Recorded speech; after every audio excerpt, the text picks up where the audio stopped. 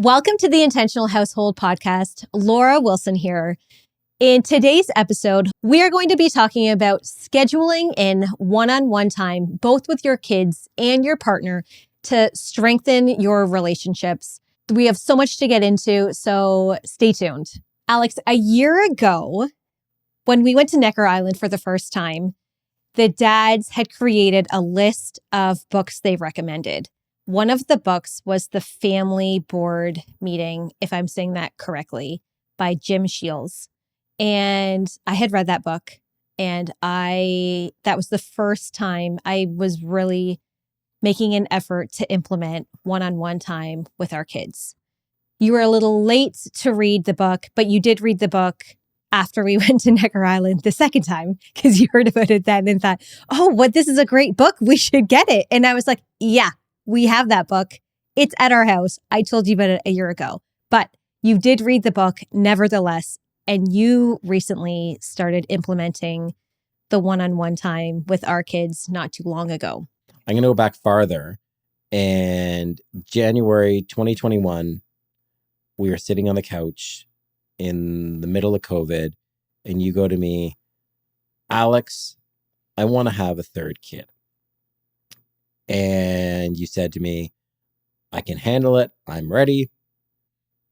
Little did I know that there'd be a whole bunch of other stuff that come with that. But anyways, I'm ready for it. I want to have a third kid because, COVID, I'm not going to travel with kids anyway. So I've always wanted a third kid. We're going to have a third kid. I'm like a good husband. I said, okay.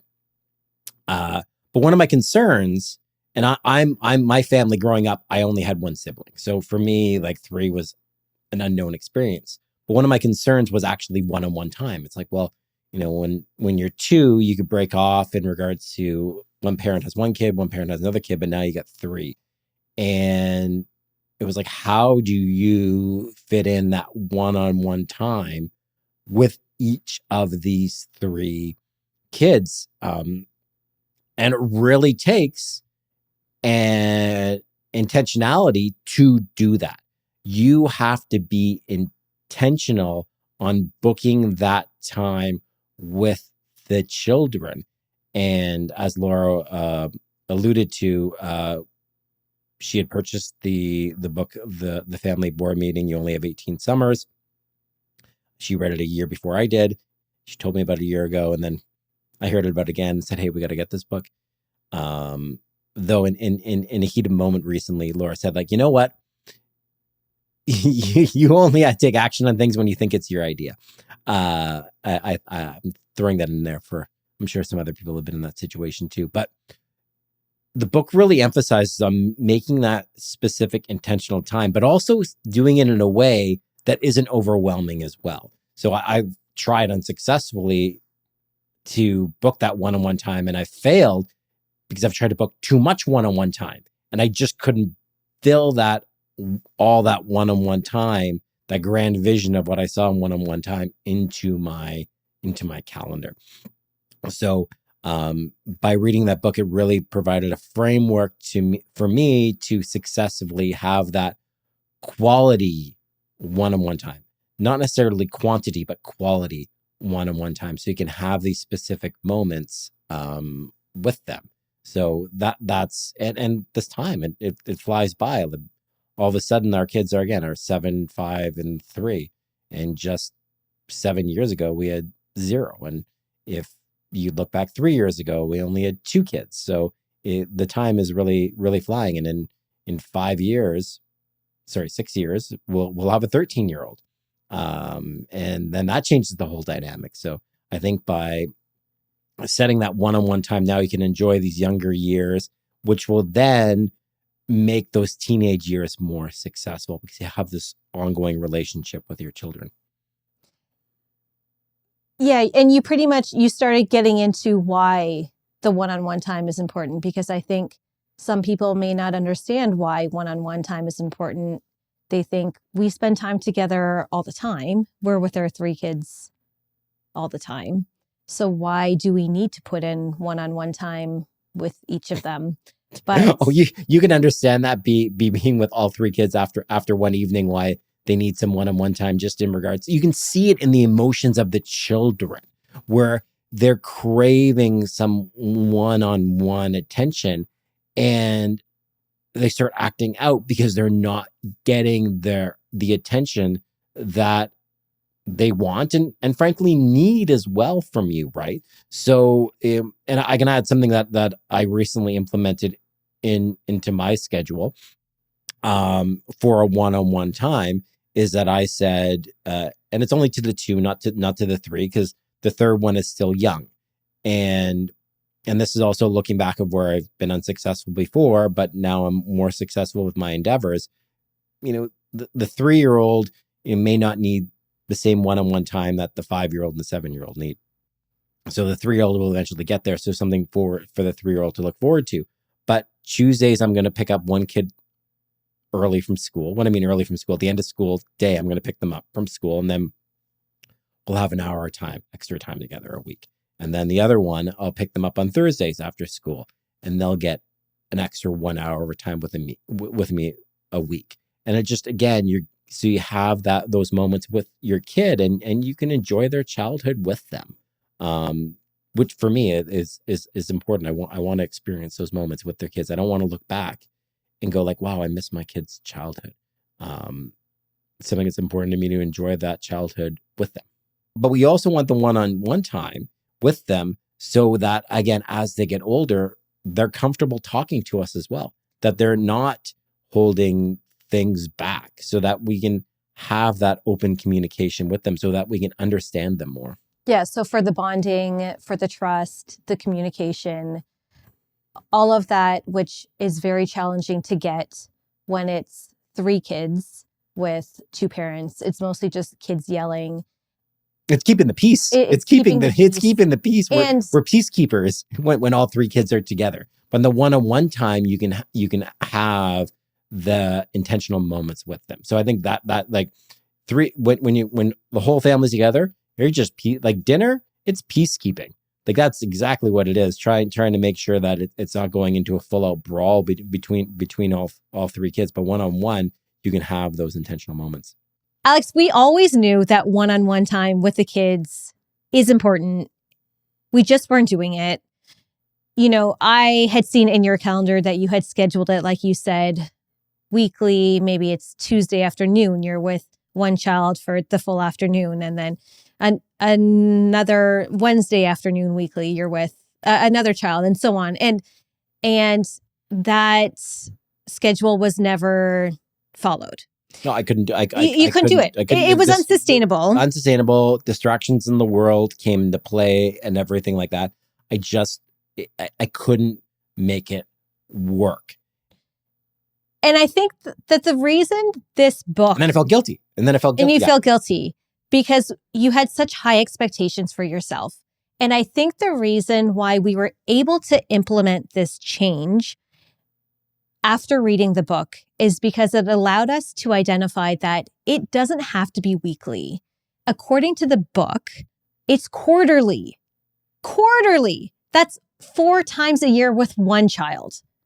So when you look at it that way, that is an easy way to implement it and make it happen, because it's not weekly. This is an achievable time frame where you can schedule this in to make it happen. You and I have the big ass calendars.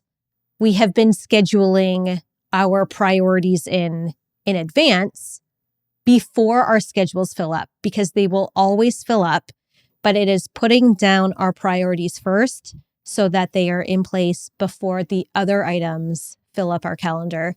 So it's about finding a time, 4 hours minimum, that we can spend with each child, and putting that in the calendar and realizing it doesn't have to be weekly. Yeah. And what it was, it provided the framework to allow us to do it. And then it also removed the guilt I was feeling, going, oh man, I can't do this weekly. Why can't I do this weekly? It's like, oh no, it's okay. Do it quarterly. You actually don't want to do it more than quarterly, because it's going to provide more value to them. And then leading up to every quarterly event, which you're planning with your children are getting excited about it. So you have the journey to the event. So you have up into the event, you have the journey. So journey, event, journey, event, journey, event. And that way you can really focus the attention onto that one day. And then on top of that, what we have now is metrics in order to measure this. So that's also why for us, it was easy to follow. It's like, hey, here's the metric. Here's how you make it successful. Here's the metric. Here's how you make it successful. And again, it's every quarter. Yes, you can, every quarter you can fit that time in. It's just like when I'm at the gym and my trainer's like, you can do anything you want for 30 seconds. It's this, there's enough time to fit those things in every quarter. And then that's why it really resonated with us and worked. And we've already done it once, and now we're flowing through again. We haven't done it with our 3-year-old, though in the book says you can do it with them. This is, again, you can do whatever you want with it. But I said to Laura, I'm like, oh man, this seems so much easier than, some other times where we've had one-on-one time with the kid. But our 5-year-old, I don't need to pick him up anymore. we're a 3-year-old. I'd have to pick him up and walk him around, and then I'd be exhausted. So I do feel that, 5 for me, this is me personally, everyone can have their own metrics, but 5 years old was the good starting point for me, because my child was self-sufficient enough that I didn't have to carry him around with all the walking that we were doing. Yeah, the activities or the outings are just so much easier when you don't have to pick them up, carry them, or transport them in a stroller or a wagon. Yeah. And your 3-year-old's happy to do one of the park, by the way, or going on a subway ride. Yeah, we haven't quite implemented that with him yet, but when he's school age, we do plan to start that. So it just provided the framework for us to implement these in an achievable manner so we don't feel guilty, and just understanding the positive effects that it has had on others. And we have seen with our 5-year-old how his behavior can really change if he's not getting that attention. So this really fulfills that need there. And you can see it afterwards, the effects of that bonded time, right? You come home basically like best friends, and you're his main person for the rest of the day because he had that time with you, and he's feeling great. So that's really what inspired us. We always knew that one-on-one time was important, but this book really spoke to us. And when it says, you have 18 summers, that's it. So it's really making the most of your time. And it doesn't have to be weekly, because that can be challenging. And then it makes it less exciting and does feel more like a chore or something you have to do than a fun adventure that you want to do together. So that's really how we were inspired to implement this. So let's quickly just get into the kind of framework that we do follow to implement these one-on-one dates with our kids. So like I mentioned, 4 hours minimum. We try to include a meal at the end so that you have time to reflect on the activity together. And that's really an opportunity for your child to open up and share some feelings or to connect and bond with you. And it has to be device free. So putting your phone away. Oh, absolutely. Yes. And in the book, this is an amazing recommendation. So device free, and what you do, but you maybe want, you will want to take pictures to capture the moments. So what you do is just put your phone on airplane mode. You put your phone on airplane mode through this whole thing. No messages are going to get through from you, and your phone is just a camera. So you can pull out your phone to take pictures if that's your picture taking device. Most likely it is, and just put it on airplane mode. It was incredibly successful for me. Didn't look at my phone once and wasn't disturbed by any messages popping up in the phone, because not on do not disturb, but right on airplane mode, so nothing could actually get through in the phone.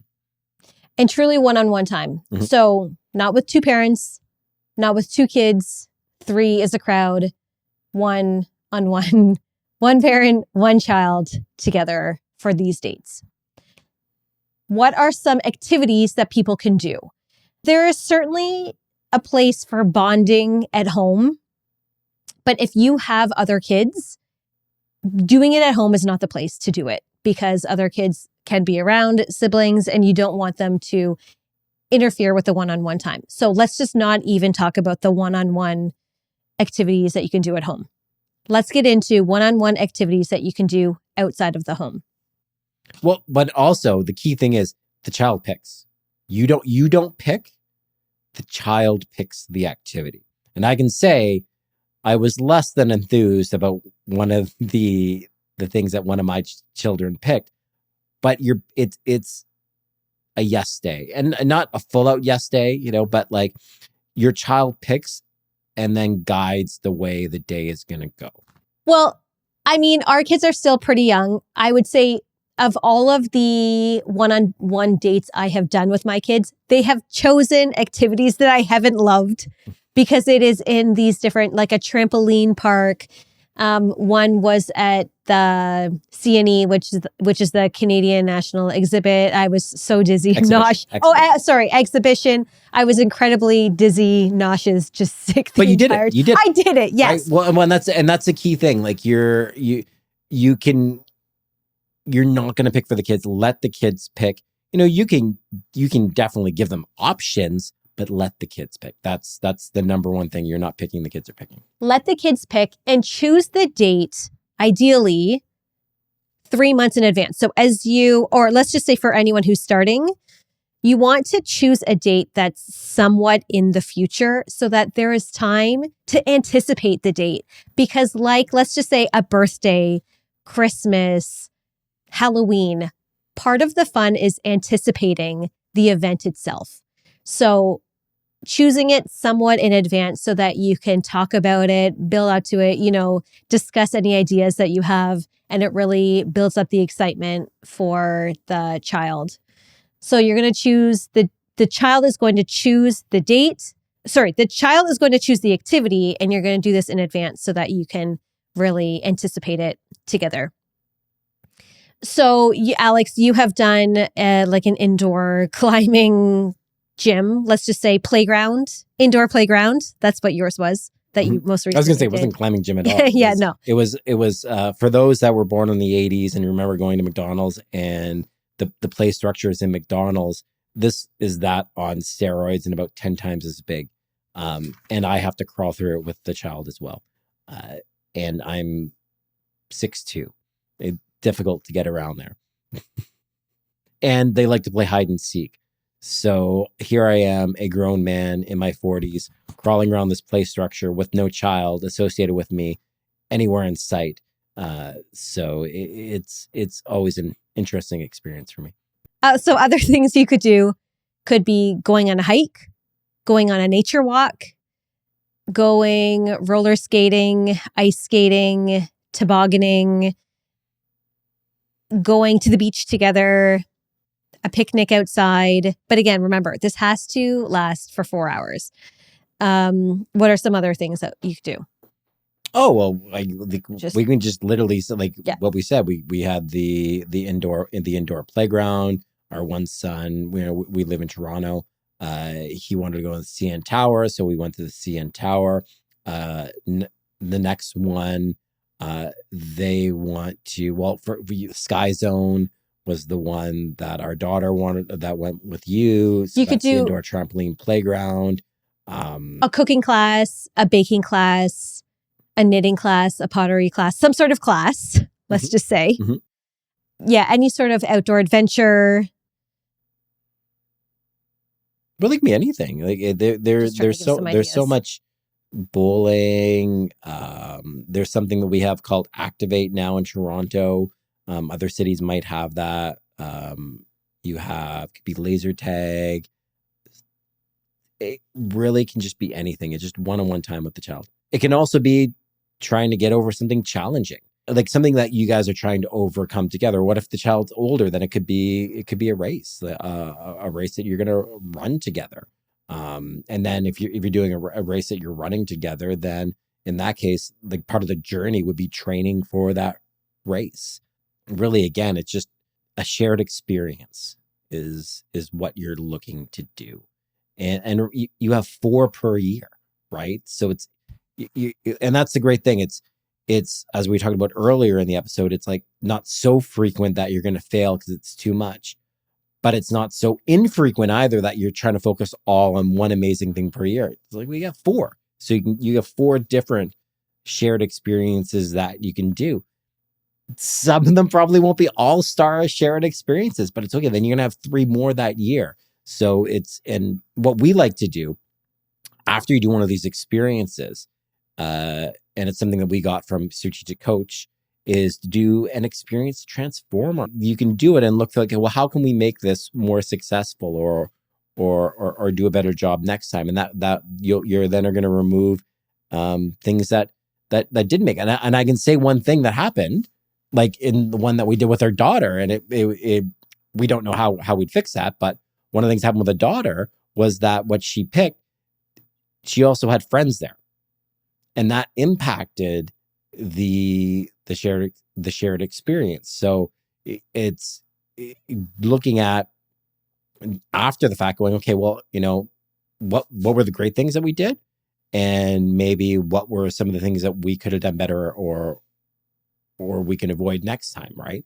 So I think doing a debrief after, you can do that when you're having the meal, that kind of thing. It's just like, hey, like, let's make this better, let's make this bigger, because how you start off with on your first one and how you end off with, the idea is you're never going to end these, but like they can get so much bigger and better and crazier. Yeah, you really ideally will always continue it, right? But it's starting young so that you're building that bond and that trust between one another. Because if you start implementing this when your kids are, say, 16, that could be a really challenging time. But you can. Yeah, you definitely can. You can start anytime. But I'm just thinking of my 16-year-old self. If my parent had suggested this to me at age 16, would I have wanted to? But once my sisters moved out of the house to go to university and I was the only one left, I realized that I hadn't spent one-on-one time with my parents. And so that was a new experience for me.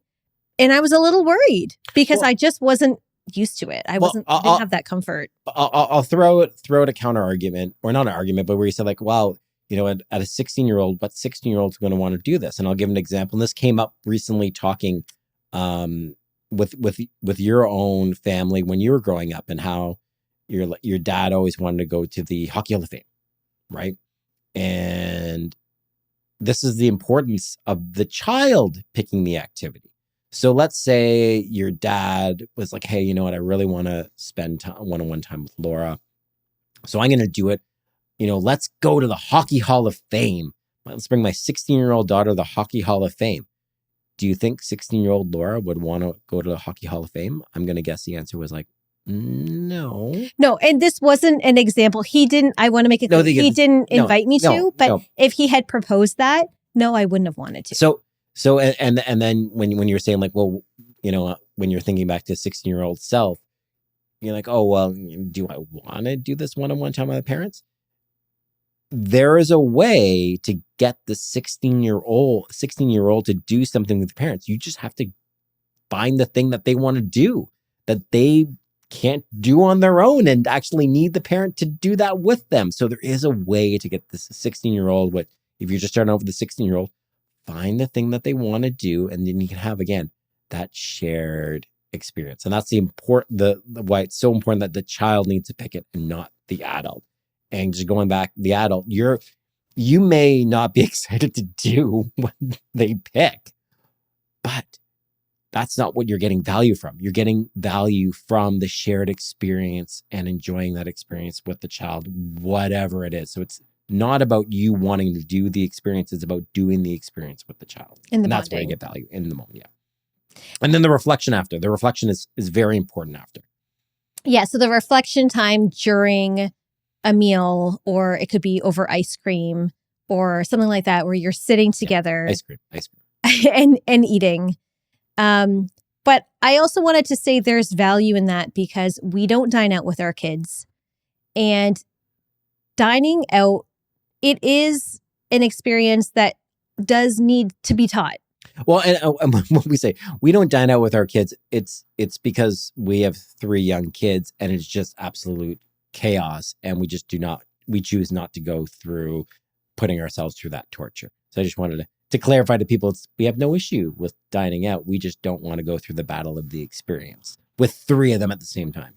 Oh, that's exactly why. But if you have this one-on-one time, then it teaches your kids how to sit and have a one-on-one conversation at a restaurant over a meal. And also things like holding the door for someone or even just letting them walk ahead of you when you go to sit at the table, those kind of things. But the dining out is really great, both for the connection, but just to teach your young kids how to dine out and be civilized human beings in a social setting where they're eating. We've talked about the one-on-one time with the kids. So now I actually want to talk about one-on-one time with each other or one-on-one time for partners. I think this is something that is often missed because there's so much focus on the kids, but you and I have made it a priority to focus on implementing one-on-one time together.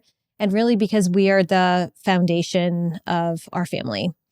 And if our relationship isn't working, then cracks will form and we will have a very hard time maintaining our relationship.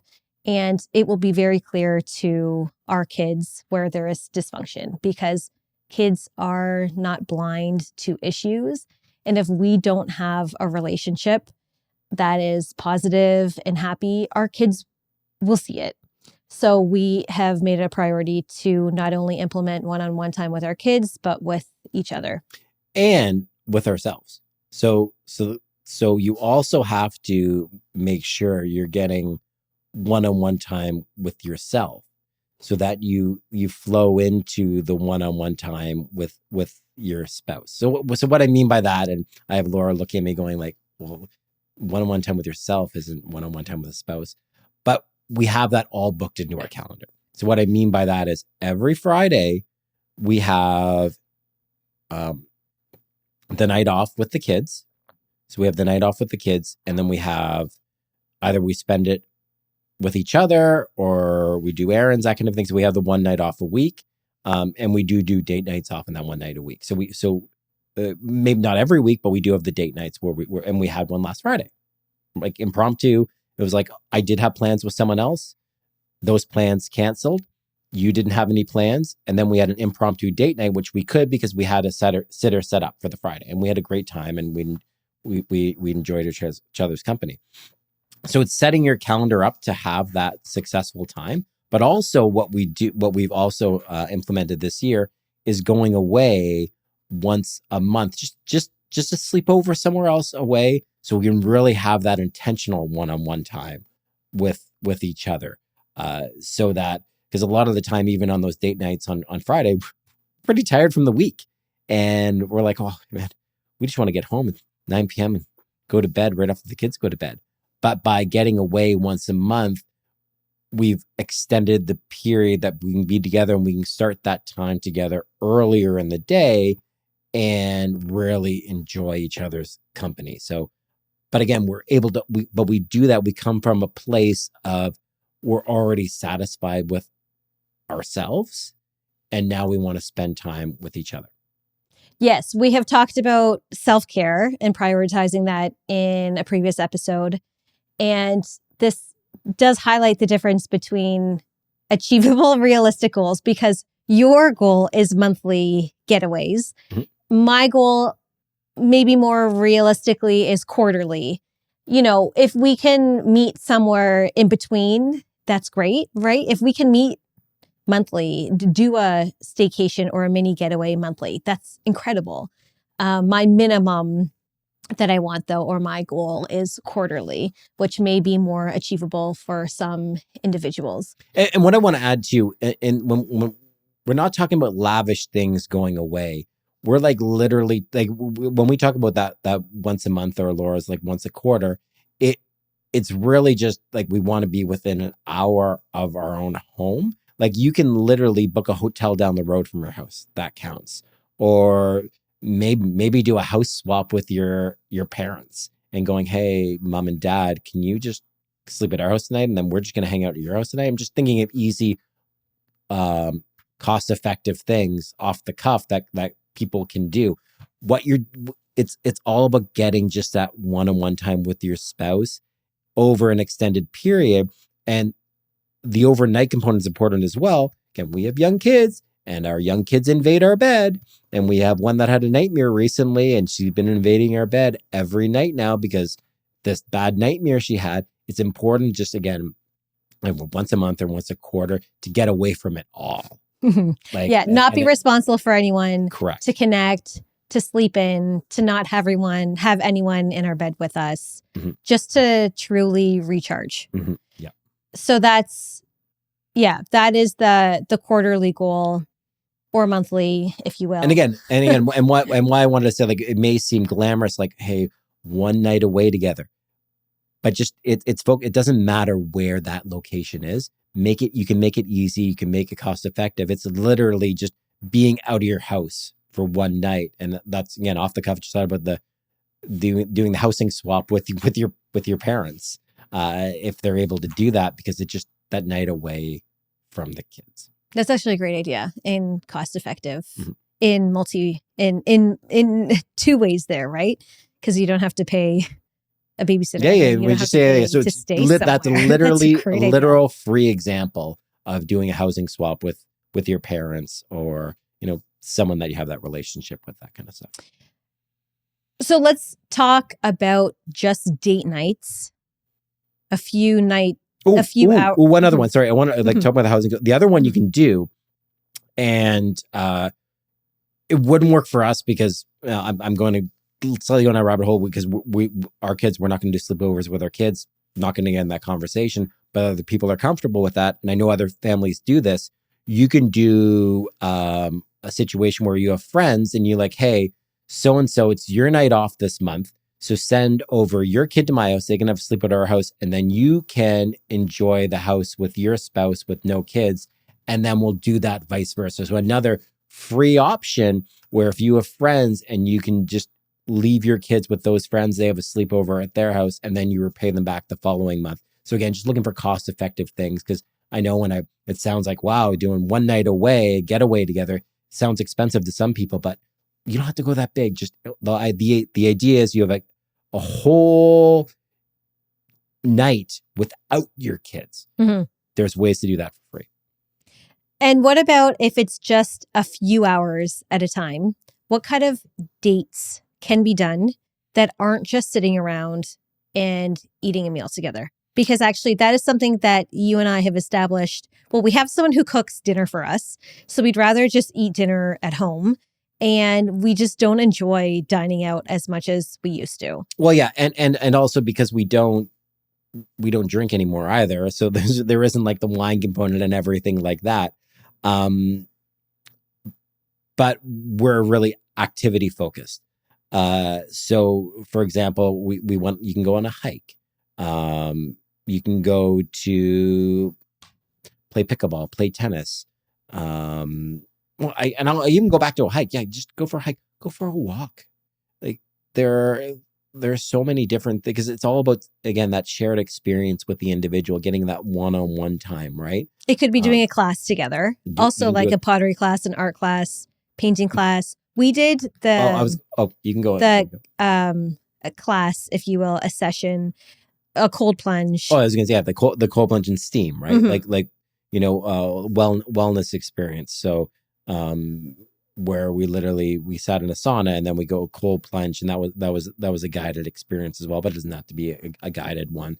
It's just that one-on-one time. You're away from the children and you're reconnecting. And in a future episode, we're gonna have someone come in and just talk about some questions and some structure you can bring to this, which I'll say, we haven't incorporated this into ours. Ours have been really just like, oh, thank God we don't have any kids. Let's just enjoy each other.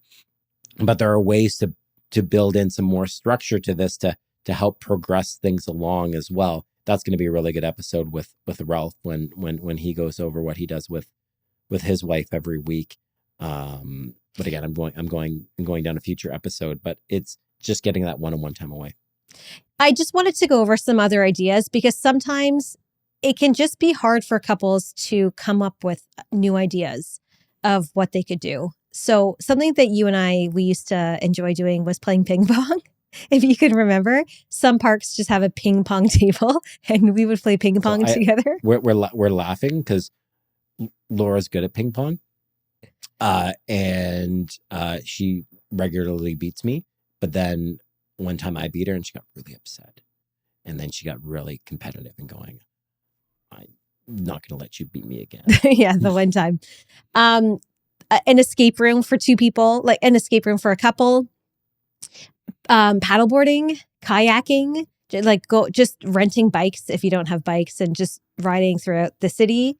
There was another idea that I had come across, which I thought was a great idea, was almost forming your own book club just between the two of you. So you read a book that interests both of you, and then you talk about the book over a meal, which I think some people would enjoy. It just brings some sort of I'm just thinking connection there. I just feel that our books are so different that we'd spend all our attention to figure out a book that we both want to read. I'm not saying, yes, that wouldn't be for us, but I could see how some people would enjoy that. But one thing that's important to highlight here is that this is not a time to go over planning or logistics or anything relating to the family. This is about connecting. So if you need time to talk about your kids or to plan for the week ahead, that is a different type of meeting. And that's not date night. So just keep that in mind, because if your one-on-one time together consists of constantly planning and logistics, then that's actually taking away from the true purpose of wanting to connect just the two of you. Well, and I'll again, thinking about this in Strategic Coach, you have the concept of focus days, free days, and then buffer days. Buffer days of one that, like, talking about planning and everything like that. That's really a buffer day activity. I would say, like, when you're thinking about this, when I talk in Strategic Coach terms, on a free day, it's a free day in Strategic Coach terms is you're not dealing with anything about work. No work for 24 hours. So when you're having this time with your spouse, think of this as a free day and your work being the household and your family. So you're not going to do things about the family for the period you're together. Like, there are, as Laura said, that's a separate meeting time. This is about connecting time. So let's enjoy, again, we used it when we talked about the children. It's a shared experience moment. Enjoy each other's company. Don't focus on work-related things. And again, literally work-related things, but also not about the household, which I'm going to put in the work category for this one, because you're managing a household together. You're getting away from that. So this is a free day from your house to enjoy with your spouse. And then lastly, let's just talk about how a couple could incorporate perhaps a micro date if they just don't have time for a one-on-one date, say this week, but they want to share a little bit of time together. What are some ways that they can do this? So some of the ways, I mean, you and I have spent some one-on-one time together, is just walking the dogs together. Going to even like walk and pick up the kids together. And I'm saying this because... And people are seeing this video, they may see my eyes going, I'm trying to figure out the micro date. But yes, yeah, exactly. These moments where someone else is looking after the kids, whether it's daycare, whether it's school, and you do have a moment together. Hey, let's go walk to pick up the kids from school together. Or, hey, let's, take a 15-minute break from our work and let's go walk the dogs together. So take those little freedom breaks, again, to just enjoy a little shared moment with each other. I guess one micro date that is incorporated into our schedule right now is when our kids are playing tennis. And we haven't been playing tennis together because of your injury, but it gives us an hour to just sit together and connect briefly while the kids are in tennis. So it's just finding small opportunities where you can connect. It's not frequent. No, and that's where, like, looking at having a schedule and looking at the schedule, you have the time. You just have to look at the calendar and find that time. The time exists. Yeah. But actually you need to be the one to put it in your calendar. Correct. Before someone else takes that time, because exactly. You will always fill that time, but it's a matter of filling the time and prioritizing the things that matter most to you. And when you're having these moments together, you do it with your children, you do it with each other. It's device free. Put it on airplane mode. Don't have your phone. Many times, like I've been with Laura, if we're going out to do something, so I'm like, hey, Laura, I'm not gonna have my phone with me. But she'll have her phone. Just, again, it's kind of that device free moment where you can really enjoy each other's time. At Intentional Household, we are always talking about running your household like an organization. So if you were really to think about how an organization operates, they are running on quarters, they're having these board meetings with their leadership team. So thinking about how an organization runs and implementing that into your household. So implementing these one-on-one dates with our kids, with each other, has really allowed us, our family, to be successful in achieving the goals that we want to achieve. Thank you for listening. If you found this helpful, let us know, send me a DM, and check out our next episode.